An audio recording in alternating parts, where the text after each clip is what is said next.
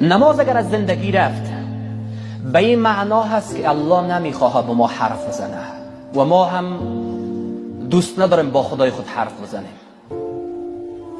نماز که از زندگی حذف شود غیر مستقیم ما گویا به خدا به یک لفظ دیگه میگیم که خدای دوستت نداره،